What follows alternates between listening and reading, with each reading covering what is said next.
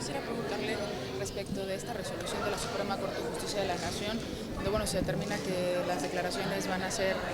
de los servidores públicos van a ser abiertas, públicas, y por otro lado que sí el Comité de Participación Ciudadana va a poder decidir estos formatos. ¿Cómo lo ven en materia de ganancia de derechos para la ciudadanía desde la Comisión? Bueno, estos son temas sobre todo de transparencia, de rendición de cuentas, y yo creo que el criterio que está fijando la Corte al momento de la revisión que se puede hacer y que en su momento por ello fue impugnado, va a permitir tener claridad también a todas y todos los servidores públicos de qué alcances va a tener, qué medidas de protección a ciertos datos personales, qué formatos y quiénes los tienen que elaborar, y que sean un esquema efectivamente de esta nueva dinámica que se viene impulsando desde el año 2003, de la rendición de cuentas, de la transparencia, del acceso a la información y de lo que nos toca como servidores públicos en el ejercicio de recursos públicos. Creo que va a ser un buen criterio en cuanto al precedente que va a dejar, la posibilidad justo de esta revisión que se hace de manera integral a la normatividad y que ahora nos dará claridad para poder implementarlo en donde nos competa a cada una de las autoridades en la Ciudad de México y en el país. ¿Ganan los ciudadanos esta batalla? Pues es importante porque finalmente lo que se están abriendo son escenarios nuevos de fiscalización, de apertura, de transparencia, y la Corte está justo avalando estas nuevas disposiciones bajo criterios y estándares que se han ido posicionando históricamente en otros países y que ahora también están dándose en nuestro propio país. ¿Hubiera sido un retroceso en materia de la implementación del Sistema Nacional Anticorrupción el no permitir que los formatos sean diseñados por este Comité Ciudadano? Bueno, aquí lo importante es que en la revisión no hubiera ninguna situación que pudiera violar algún tipo de derecho o que pudiera ser incluso inconstitucional, que es lo que le toca revisar a la Corte. En este esquema que están diseñando, donde haya una participación ciudadana y al mismo tiempo una fiscalización y un control que se tiene que dar también por diversas instancias, más en el sistema anticorrupción, creo que están generando ya un círculo que ayudará a que se haya una mejor fiscalización, para que también de manera espontánea, como lo hacemos varios servidores públicos, haya una rendición de cuentas y una apertura a temas que sean de interés público, también reservando aspectos que no tengan que ver con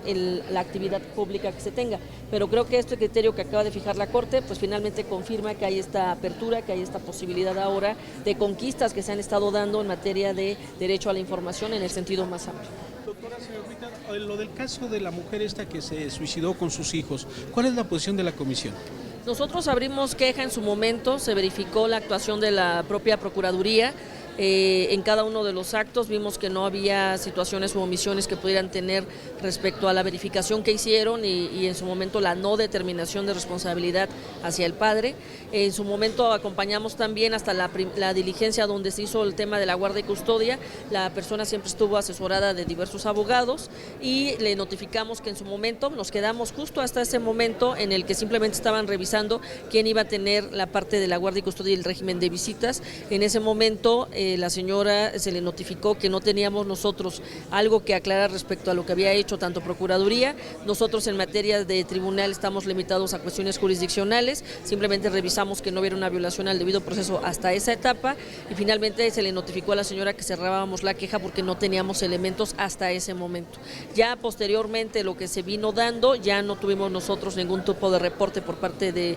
la señora ni sus abogados. Sí verificamos que efectivamente era un tema de naturaleza familiar que estaba resolviendo el propio tribunal y más bien nos alerta en un gran tema que tenemos pendiente ante la Suprema Corte de Justicia de la Nación, que es las disposiciones en materia de alienación parental que están vigentes en la Ciudad de México. El tema que se le pueda retirar la custodia a un padre o una madre por la supuesta figura de la alienación, que no está reconocida en estándares internacionales, que no es un concepto reconocido en materia psicológica y que se estableció por una legislación que actualizó la normatividad en materia familiar. Sí vemos con preocupación porque es algo que nosotros pedimos que revisara la Corte, actualmente está por deliberarse y es este tipo de temas donde aunque un juez lo quiera implementar, tiene un fundamento legal que no está acorde a los derechos humanos. Sí estamos nosotros y lo estaremos visibilizando, el tema de qué implicaciones tiene esta figura de la alienación parental, porque en materia de derecho familiar se está convirtiendo en una forma de poder tener a la mitad a los hijos en un dilema entre padre y madre que no es bajo la visión del interés superior de la niñez y que lamentablemente se puede utilizar legalmente y válidamente en instancias jurisdiccionales. Este caso nos puede ayudar a visibilizar este pendiente en materia de la Suprema Corte, que sabemos que ya tiene para dictaminación, que en su momento la ministra Olga Sánchez Cordero nos iba a dar la razón, terminó su gestión, se reestructuró para que se diera con la ministra Piña. Estamos esperando también el tener en su momento el acercamiento para tener algún alegato hacia ella, y confiamos en que más bien se respeten los estándares internacionales y no se deje un precedente que afecte ahora en temas de derecho familiar, donde no se está viendo el interés superior de la niñez y donde pareciera que existen figuras que no están reconocidas ni siquiera en materia psicológica. Creo que en esta parte es lo que sí nos ayuda este lamentable hecho que se presentó, pero en cuanto a lo que le tocó hacer a la comisión y la revisión de las primeras acciones que hizo la autoridad, como se le informó también en su momento a la señora y a su abogado, ella tuvo diversos abogados en diferentes momentos, se le informó y también ella estuvo de acuerdo en que se cerrara la queja y ya no hubo ninguna otra intervención de nuestra parte porque ya quedaba en términos jurisdiccionales. En este caso le responde al abogado, a su último abogado de la mujer,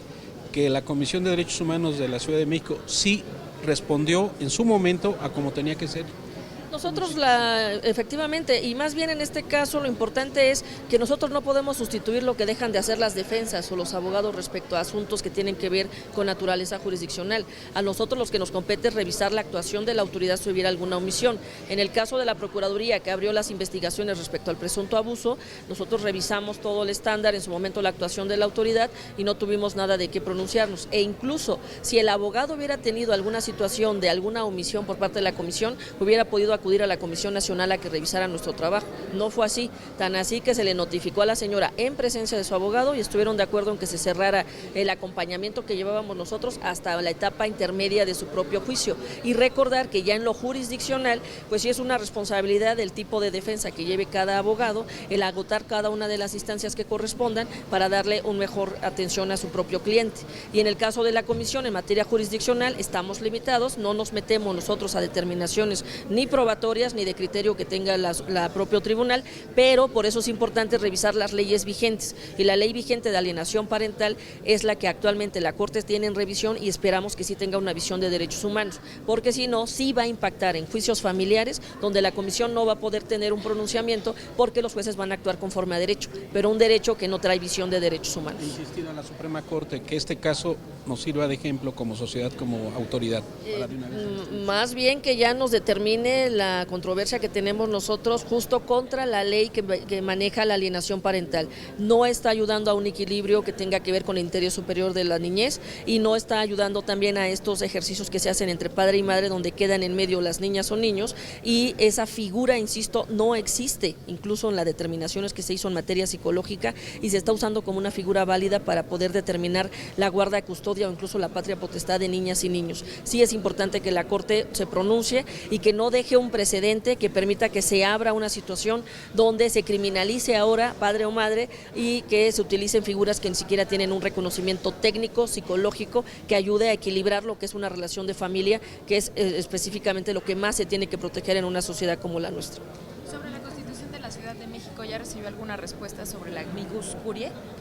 Se presentó el día de ayer, estamos confiados en que se acuerde para que se incluya en el expedientillo auxiliar, que es el que tendrá que revisar en su momento la Corte cuando vea cada uno de los amicus que se están presentando. El día de hoy se presentaron 3 más en materia temática. El lunes estaremos haciendo una conferencia de prensa para hacerles públicos cuántos amicus se presentaron, de cuántas organizaciones civiles, pero lo más importante y que hemos hecho ya el exhorto respetuoso a la Suprema Corte, que abran las audiencias públicas. Necesitamos que la Corte haga un ejercicio como lo ha venido haciendo en otros casos de relevancia, de interés jurídico e interés público, el que se pueda acudir al Pleno de la Corte con micrófono abierto y de manera pública y transparente a argumentar quienes tengamos algo que decir en la defensa de la Constitución. Estamos haciendo este exhorto respetuoso, lo reiteramos en nuestra presentación de amicus y confiamos en que la Corte abra estos escenarios donde podamos acudir tanto órganos autónomos, sociedad civil, las propias autoridades responsables, pero audiencias públicas, que sea de cara a la propia nación,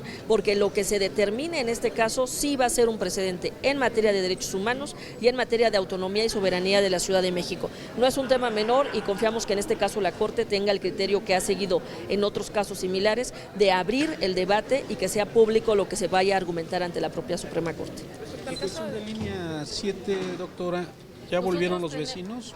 Nosotros tenemos la queja abierta efectivamente por el tema de lo que nos reportaron los vecinos. Estamos revisando en su momento qué pronunciamientos hay de diversas autoridades, ver la diferencia entre lo que tiene que ver con la vialidad y en lo que tiene que ver con las partes donde hay monumentos históricos, y esa parte se está recabando. Estamos revisando también qué criterio aplicó el propio juez de distrito.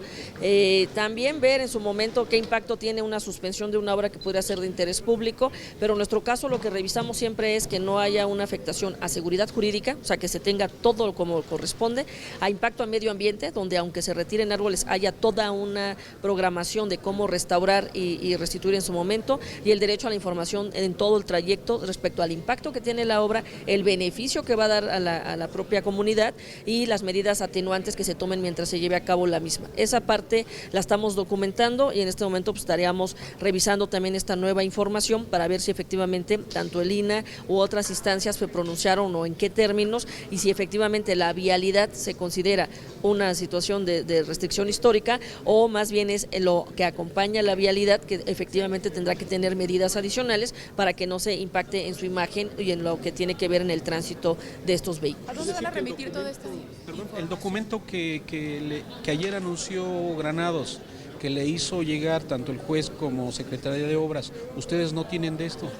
Las respuestas del INAH y del INBA. Sí, en este caso nosotros abremos la queja y empezamos a solicitar información a la propia autoridad que pudiera ser la responsable, en este caso las del propio gobierno de la Ciudad de México. En el momento en que los vecinos hicieron valer esta situación del amparo donde se les dio la suspensión, estamos ahora recabando esta información para ver cuál es el pronunciamiento que tiene en su momento el propio juez de distrito y qué es lo que también en su momento responderá el propio gobierno de la Ciudad de México. Pero en nuestro caso lo que estamos revisando es seguridad jurídica, impacto en medio ambiente, y seguridad jurídica tiene que ver si tiene o no los permisos y licencias que autorizan para que no haya un impacto en materia histórica, y también el tema de derecho a información, tanto para que se sepa qué impacto va a tener la obra, que tengan todos los permisos, que se hagan jornadas informativas y que le den mucha claridad. Las obras finalmente no son populares, pero si son necesarias y tiene todo agotado como corresponda en los instrumentos administrativos, a la comisión podrá en su momento revisar que efectivamente es así. De lo contrario, como lo hemos hecho en otros casos, como en construcciones irregulares o cambios de uso de suelo que se hacen sin seguridad jurídica respecto a las cuestiones administrativas, nos hemos pronunciado cuando ha correspondido. En este caso estamos allegándonos esta nueva información y en función de eso también estaremos informándoselo a los propios quejosos y recabando nueva información de la autoridad. Nosotros enviamos conforme a nuestra ley, enviamos los requerimientos, tienen 10 días y en su momento hasta 2 recordatorios. De ahí para nosotros es el periodo, están en tiempo para darnos la información y sabemos que también hacia el mes de julio les vence para hacer su defensa ante el propio revisión que van a hacer del dictamen del juzgado de distrito. Entonces nosotros en este caso tenemos las solicitudes iniciales y empezamos ya la revisión, y también lo hemos pedido en colaboración a instancias federales, como en este caso el INAH, para que también nos aclare si efectivamente tienen todos los permisos y qué se considera, porque creo que ese es el punto toral, qué se considera si la vialidad es o no alguna parte que tenga una restricción por su manejo histórico o es una vialidad, y más bien son medidas que se tienen que tomar adicionales para no afectar lo que tiene que ver con monumentos históricos por donde se transitaría ahora esta línea del Metrobús. ¿A quién han solicitado, además de al INAH, a quién más han solicitado información? De entrada es al propio Secretaría de Medio Ambiente, la propia Secretaría de Obras, la Secretaría de, o sea, todas las autoridades de gobierno, en parte la Secretaría de Obras, Medio Ambiente y en este caso en colaboración al INAH, para efectos de INAH e INBA, dependiendo a quiénes son los que tienen que tener la determinación. Eso lo hacemos en medida de colaboración, que sí nos han atendido, tienen que reconocer esa parte, porque nos da claridad efectivamente de qué medidas se toman y cómo se llevan a cabo las determinaciones. Esto por la posible violación a la seguridad jurídica de que se estuviera llevando un acto que no sea acorde a lo que tienen autorizado. Pero sí, justo lo que nos va a dar claridad a todas y a todos es que el órgano especializado, en este caso el INAH y el INBA, determine si efectivamente esa vialidad se considera como le interpretó el juez de distrito para que entonces no pueda prosperar la obra. Si sí lo fuera, entonces también ver efectivamente por qué no se tomaron las licencias previamente, y si fuera al contrario, pues informar también a todos los peticionarios y a la sociedad en general por qué sí es conveniente y por qué sí se atienden los requisitos para que se lleve la obra. Es decir, ¿emitiría el órgano a su cargo alguna recomendación específica sí. Después de este análisis de información, o qué emitiría? Sí, nosotros si en un momento momento dado, al determinar de que se cumplen los requisitos, haríamos pública nuestra valoración del por qué no nos da para un pronunciamiento, para que haya también claridad. Pero lo que hacemos antes de cerrar siquiera la queja es mesas de trabajo donde la propia autoridad informa a las personas que se quejan para que tengan claridad del por qué sí se están cumpliendo con las características y no hay una afectación adicional. Y ver también las medidas atenuantes, el derecho a la información y el impacto de medio ambiente que nosotros les damos seguimiento. Por otro lado, si sí hubiera alguna situación que nos orilla a un pronunciamiento, tendríamos que revisar si hubo algún incumplimiento en cuanto a al derecho a la seguridad jurídica, medio ambiente o derecho a información, donde pudiéramos tener un pronunciamiento si hubiera algo que se hubiera incumplido. En este momento estamos en la verificación y nos va a ayudar mucho lo que haga INAH e INVA respecto a el criterio que se haya fijado y la cronología de cómo fueron solicitando los permisos y las autorizaciones el propio gobierno, también con las mesas de trabajo que tengan que hacer con los propios peticionarios para que tengan claridad todas y todos antes de cualquier situación del continuar. ¿Se pronuncia por una mesa de trabajo antes de hacer un pronunciamiento, doctor? Generalmente lo que hacemos es que cuando ya tenemos información nueva o relevante, se llama a los peticionarios con la propia autoridad para que se informe efectivamente por qué se está continuando o cuáles son los criterios por los que se llevó la obra. O sea, nos ha ayudado en muchos momentos de obras que se manejan en la ciudad el hacer el acercamiento entre vecinas y vecinos y la propia autoridad que informe cómo se tomó las determinaciones, qué criterios se están tomando, si hay inquietudes o preguntas que tengan incluso coadyuvancias o defensas que tienen con organizaciones de sociedad civil o despachos, también en la mesa quede documentado que se atendieron todas las inquietudes. Finalmente esa es la parte que también nos ayuda a nosotros de que haya información que le permita a las personas conocer que efectivamente lo que se está llevando a cabo no tiene un impacto o una violación a su derecho y de ahí el hecho de que también se les acerque la información. Eso lo hacemos de manera constante en muchas quejas que se presentan aquí, donde al momento en que tienen la información se puede cerrar ya documentando que se agotó el que la persona ya quedó con claridad del por qué se llevaron a cabo las acciones. En este caso, por lo delicado y lo que se ha armado todo el borlote, ¿podremos tener acceso a los medios, doctor? Bueno, en este caso más bien nosotros hacemos público en su momento la información que sea relevante a través también de documentación o boletín para que tengan ustedes la información. Cuando son casos de interés público, porque en este caso la comisión incluso los abre cuando son los medios quienes nos reportan alguna situación que pudiera ser violatoria de derechos humanos, sí se puede en su momento dar a conocer, porque son documentos públicos, la información que en su momento nos rinda el propio INAH o el INVA. O sea, eso sin problema se puede presentar porque va a ayudar también a una mayor claridad y que ustedes difundan también hacia la sociedad en general si se está cumpliendo o no, más allá de lo que la propia comisión en su momento determine. Pero el tema de lo que nos informen y autoridades públicas, por supuesto se los podemos nosotros también dar a conocer de manera sistematizada de qué nos están dando para que haya una claridad de qué se tenía que cubrir, si efectivamente se cubrió y en esos términos tengan ustedes también claridad para informar. Si nos recuerda, por favor, esta recabación de información que están haciendo es a raíz de la queja interpuesta por ciudadanos. Sí, es con vecinas y vecinos. Ajá, ¿qué asociación o bajo qué nombre están? No, bueno, nosotros nos llegaron en cuestión de vecinas y vecinos de la zona y sobre todo fueron del lugar, de la zona de la zona donde se están llevando a cabo la obra. O sea, en este caso, indistintamente también de que existan los peticionarios, ya la comisión lo que hace es revisar de manera integral para que efectivamente haya una claridad de que se hayan cumplido las características que requería la obra, ver la cronología, que eso nos dará mucha tranquilidad a todos de cómo se fueron haciendo los procesos, pero a veces también, y lo hemos reiterado, ayuda mucho las jornadas informativas porque eso hace que no haya suspicacias o incertidumbres a las vecinas y vecinos sobre por qué se lleva la obra, cómo se determinó, qué criterios están llevando, qué licencias ya tienen autorizadas y pues ahora será también el criterio que nos establezca, porque sí se hace muy técnica esta parte, tanto el INAH o el INVA, de si se puede o no y en qué términos se llevó a cabo.